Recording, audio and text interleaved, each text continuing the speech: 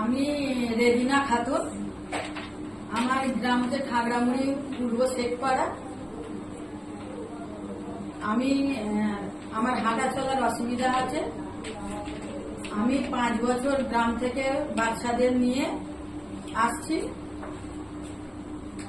প্রত্যেকটা প্রতিবন্ধীর সঙ্গে যাদেরকে সাথে করে নিয়ে আসি তাদের সঙ্গে আমি কাজ করি। তবুই প্রথমে কারোর সঙ্গে ও মিশত না, কারো কোনো কাজ করারও কোনো আর গতি ছিল না।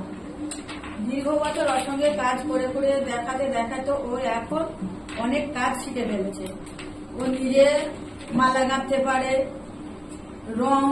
রঙে রং মিলাতে পারে, নিজের নাম বলতে পারে, গ্রামের নাম বলতে পারে। এবার 1 থেকে 10 পর্যন্ত গুনতে পারে, 1 to 10 পর্যন্ত গুনতে পারে।